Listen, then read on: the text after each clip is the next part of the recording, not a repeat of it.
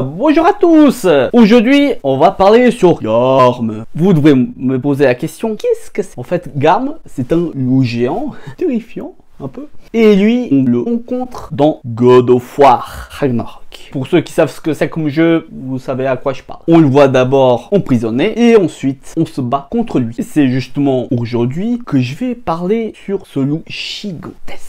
Ce que j'ai remarqué sur lui, bien sûr. Et la chose, j'ai remarqué certains comportements que ce loup possède, ou bien son physique, ou bien encore d'autres capacités. Et c'est justement de ça qu'on va parler.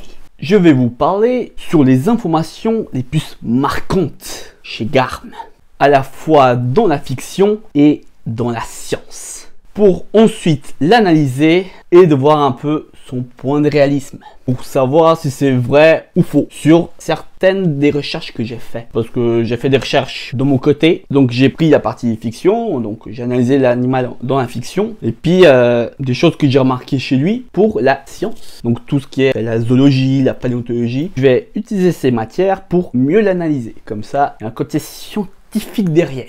Et tant qu'on ne parle pas, bien on ne saura pas si c'est vrai ou faux. C'est pour ça qu'il y a ces analyses. Toutes les sources de la fiction et de la science, donc les deux parties de recherche, sont dans la description, juste en bas, hein, dans la vidéo. Comme ça, vous pouvez trouver. Et j'ai divisé la vidéo en 3 parties. La première, la fiction. Donc je vais parler de tout ce qui est général dans la fiction pour le cas de Garm, du cas de ce loup. La deuxième, la partie scientifique. Ça va réfléchir. C'est ma propre analyse, voilà. Ne prenez pas tout au pied de la lettre, hein, si jamais.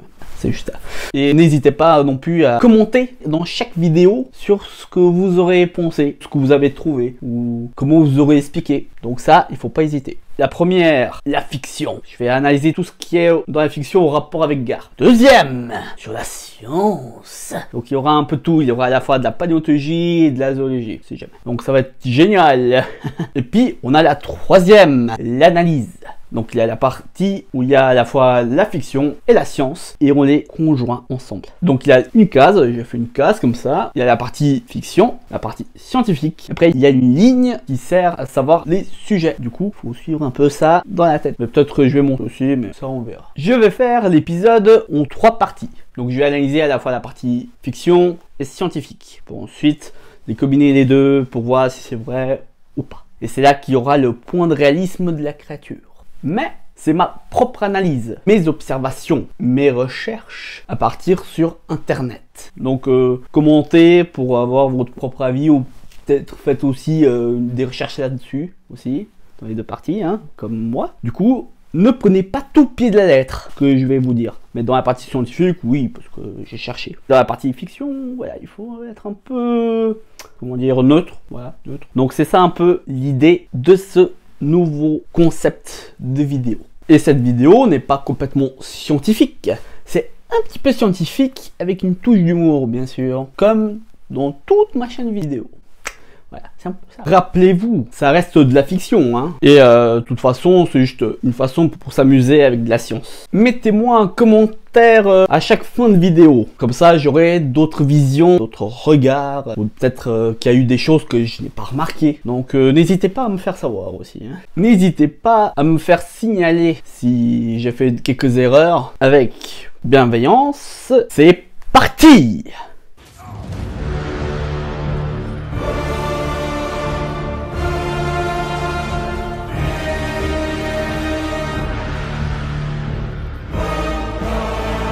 Partie 1, dans la fiction. Dans la mythologie nordique. Dans la mythologie nordique, Garm est un chien qui est solidement enchaîné, en gardant l'entrée. Intéressant. Depuis quand tu nous parles de mythologie, hein? Eh bien, depuis maintenant. Mais reprenons-nous sur God of War. Veux-tu? L'anatomie. La taille. On voit que c'est un loup, mais il est gigantesque, colossal. Bref, c'est un loup XXL. Comment ça XXL, hein? C'est quoi cette histoire, hein? Il mesure 18 mètres. 18 mètres. Pour vous rendre compte la taille que ça fait, hein? Le corps. Il a une fourrure blanche sur la plupart du corps. surtout sur le dos, et sur la partie du bas, c'est en rouge. Et ses yeux, ils n'ont pas de rétine. Il me fait la chair de poule. Oh,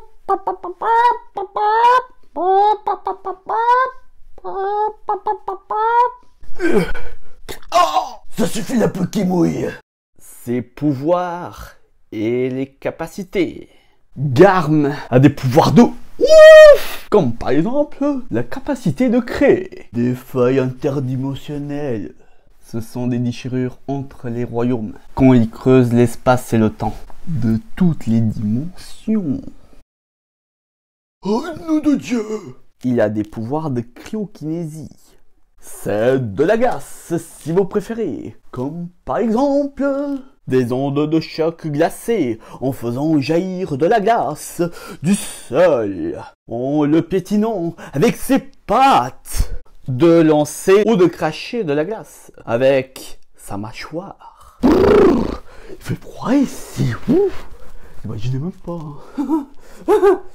Une force immense vue par sa taille. Bon, ça c'est évident, c'est évident. Et un grand pouvoir de régénération qui se régénère très rapidement en faisant un hurlement.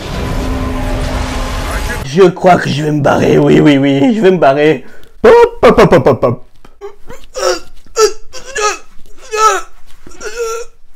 Non, on n'a pas encore fini, non, on n'a pas encore fini. Trouillard, chuchote, là, chuchote. Chuchote, ouais. Son comportement.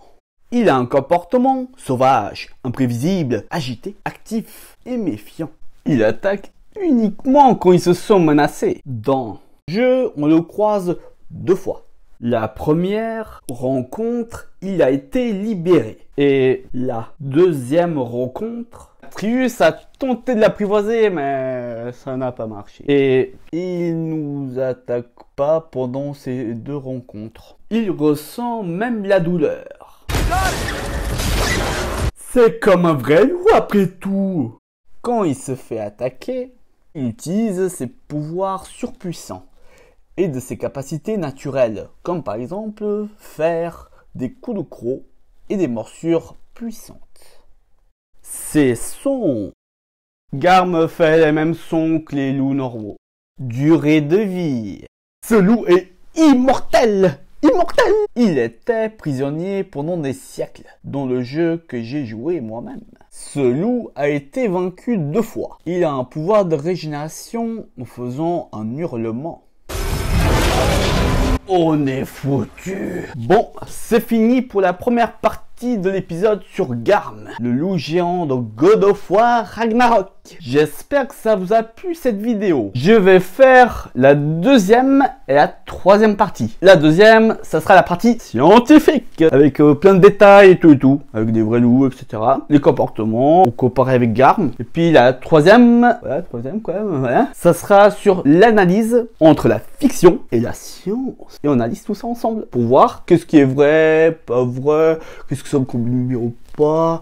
Voilà. Mettez des commentaires. Comme ça, je pourrais voir plusieurs points de vue sur le sujet. Abonnez-vous et mettez un like d'un Nigronodon. Ciao!